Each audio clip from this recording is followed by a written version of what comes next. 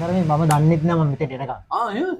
ඒ දන්නේ නැහැ කියන්නේ කියන්නේ නැතුව එක්කන්. කියන්නේ නැතුව එක්කන් ආවේ මං එන්නේ නැති වෙයි. දවස් කීයේ යනකොට දවසට වරක්කු බෝතල් එකමාරක් විතර බොන කෙනාට බොන්න තියෙන උමනාව නිදහස් වෙන්න ගත්තේ දවස් කීයකට යනකොට. දැන් තමයි මට ලැබුණ ජීවිතයක් ලැබිලා තියෙන්නේ. අම්මා තාත්තා ජීවිතයක් දුන්නා මම මේ ලොකුට බිහි කරා. වැරදි මාර්ගයට යොමු වුණා. නැවතත් අලුත් ජීවිතයක් ලැබිලා. දවස් 10ක්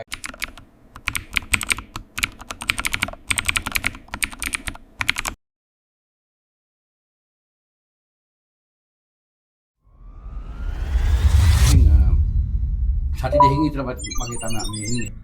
ඔව්. අක්කුලට කසිප්පුලට නැබ්බේ හිටිය අවසාන වෙනකොට අවසානයේ කසිප්පුලට. කොච්චරක් විතර බිව මට්ටමේ හිටියේ? සාමාන්‍යයෙන් එකමාර ආව මේ ප්‍රීම ඉතින් යන අවස්ථාවක් තිබ්බා. අවුරුදු කීයක් මත් පැනට නැබ්බේ වෙලා හිටියා? සාමාන්‍යයෙන් මම ඉස්කෝලේ 7 වසරේ වගේ තමයි කියන්නේ. ඒ කියන්නේ ඒ දවස්වල කියන්නේ මෙහෙම බැවිමක් නෙමෙයි. අර ආසාවට වගේ එහෙම ඇවිල්ලා ඇබ්බැහි වෙන මට්ටමට අවුරුදු කී වෙනකොට එනවා? 1999 මං 99 විතර වගේ බාරේ කඩ කරා. ඒකෙන් පස්සේ ඔව් එතන ඉඳන් ඊට පස්සේ ඉතින් යාළුවෝ ආශ්‍රය වුණා. ආශ්‍රයත් එච්චර සුදුසු නෑ නේද? ඉතින් අවසාන බෙහෙත් ගන්න එනකොට දැන් මහත්තයාම හිතනවද එන්න ඕන කියලා නැත්නම් දරුවන්ගේ සහ බිරිඳගේ බලපෑම නිසා දෙන්නේ කොහමද? නෑ මම මීට කලින් මට්ටම එපා වෙලා මම සාමාන්‍යයෙන් ගියා එතුන් තැනකට දේවාල වලට අය රාමණන් ඒ වගේ තැන් වලට ගියා. මේ මගේ පුතා මෙයා දන්නවා මෙයාට මම කියන්න තිබ්බා පුතේ මට මේක නතර කරගන්න ඕනේ කියලා. ඊපස්සේ මේ කට්ටිය තමයි උත්සාහ කරලා අඩුම තරමේ මම දන්නෙත් නෑ මම මෙතෙන්ට එනකම්. එහෙමද? ඒ දන්නේ නැහැ කියන්නේ කියන්නේ නැතුව එක්කන් ආවේ මං එන්නේ නැති වෙයි කියලා. මෙයාගේ කැම්පස් එකේ වැඩක් තියෙනවා කියලා තමයි මට කෝල් කරලා කිව්වේ එන්න කියලා. මම හරවගෙන මෙතෙන් එනකම් මං දන්නේ නැහැ. ඊට පස්සේ මෙහෙට ආපු පස්සේ තේරුණා නේ මේ අතින් කිව්වා පුතේ අපි දෙන්න යන් මෙතන ඕනේ නැහැ.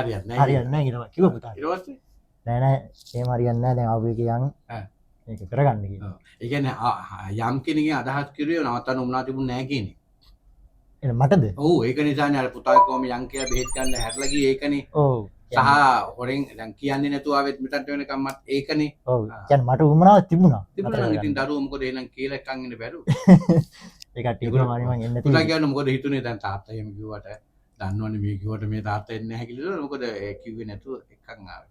කිව්වේ නැහැ ඉතින් එකන් ආව මෙතන කියන්න බෑනේ. වෙනස් වෙයිද දන්නේ නැහැ ඕක කියලා ඉවරලා. ඊට පස්සේ කොහොම හරි මේ තාම පස්සේ කැමති වුණා.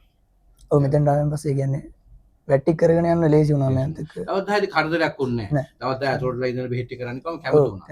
දවස් කීයේ යනකොට දවසට වරක්කු බෝතල් එකමාරක් විතර බොන කෙනාට බොන්න තියෙන උමනාව නිදහස් වෙන්න ගත්තේ දවස් කී විතර යනකොට? මට පළවෙනි දවසේ මට උදේ 6ට පටන් ගත්තේ 6:00 7 8:00 එහෙම යනකොට දැන් නිදිමතක් වගේ ටිකක් ආවා. මං අපේ අක්කලා ගෙදර තමයි බෙහෙත් කරේ. අක්කමලා අක්කා මේ පුතා අපි තුන් දෙනා තමයි. අක්කගේ මහත්තයා හිටිය එච්චරයි ගෙදර. මේ අක්කත් එක්ක මල්ලි වාට නිදිමතයි ගතියක් එනවා. මට නිකන් අර සීතල කරලා නිකන් නිදිමත ගතියක් ආවා. අදාර මේ මට ලොකු කට්ටක් ආගෙන අමතක කරන්න කියලා උන්නේ. එහෙම උනේ නෑ.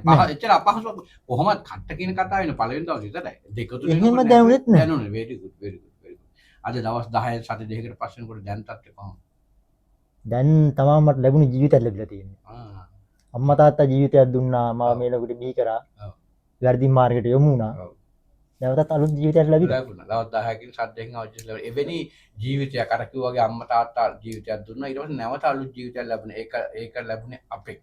මම ප්‍රධාන වෛද්‍යයාගෙන් ලැබුණේ. එවැනි ජීවිතයක් ලැබිලා අද මෙහෙම ඉඳගෙන බලන කෙනෙකුට මත්පැන් බොන අය ඉන්න පුළුවන්. එහෙම නැත්නම් ගෙවල් වල කවුරු නෝනා කෙනෙක් දකින්න වෙන්න පුළුවන්.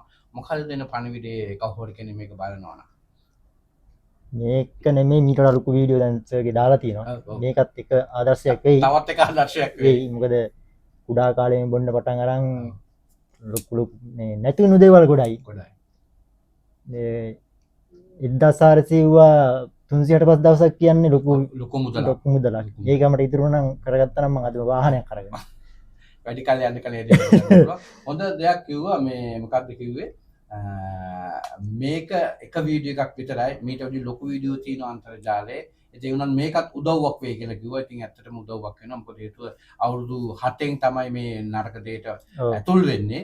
හැබැයි 1999 දී කිව්වේ අර 99 ඔව් ඒනකට අවුරුදු 25කට වැඩි කාලයක් ලොකු අබ්බැහිපුණේ ගමන් කරපු වෙනින් ඇත්තටම කිසිම අපහසුයක් වුණේ නැහැ ඒක. ඒ කියන්නේ එක දවසක්වත් අමාරුවක් වුණේ නැහැ. නෑ එහෙම ඇඟට දැනුන්නේ නැහැ. අර හැබැයි මට රෑ නින්ද නිදාගද්දි ඒක දෙයක් දැවුණා සීතලත් එක්ක දාඩි දානවා. සීතල පුරවගත්ත වැඩක් නෑ දාඩි වගේ. දාඩි. ඒක මම මුල් දවස් දෙක තුනේ. දෙක විතරයි තිබුණේ. ඊට පස්සේ ඒවත් නැතුව. ඒවත් නැතුව ගියා. පුතා තාත්තාව මෙතන නිදහස් කරගෙන අම්මා වෙනුවෙන් පවුල වෙනුවෙන් නිදහස් කරගෙන අද දැනෙන ප්‍රීතිය ගැන පොඩ්ඩක් කියමු. සතුට ඉතින් ඇත්තටම දැන් සල්ලි ගොඩක් වියදම් කරානේ බොන්න විතර. කියන්නේ දේවල් තිබ්බන ආර්ථික දියුණු වෙන්න තිබ්බා. කියන්නේ ඒව ඔලුවට දාලා එහෙම සතුටුයි ඉතින් ඇත්තටම. සතුටුයි අවසානයේ නිදහස අම්මා කොයි වගේ සතුටකද ඉන්නේ? අම්මා ගොඩක් සතුටින් ඉන්නේ දැන් වෙනදා කතා කරද්දි දැන් කෝල් එකේ ගියද්දි කියනවා බීලා ඉන්නේ මට කෝල් කරලා කියනවා කැම්පස් එකේ. බීලා ඉන්නේ එහෙම. ඉතින් දැන් කියද්දි කියනවා මේ සතුටින් බීලා නැහැ හොඳට කතා කරනවා. ආසයි නේද? නෝන බොහොම ආසාවෙන් ඇතිත් මහත්යව බලාගෙන ඉතින් රස්සාව කරගෙන සුබ පතනවා ලැබුණු ජීවිතේට. ඉතින් හොඳ පණිවිඩයක්ත් දුන්නා. ආයිබෝන්.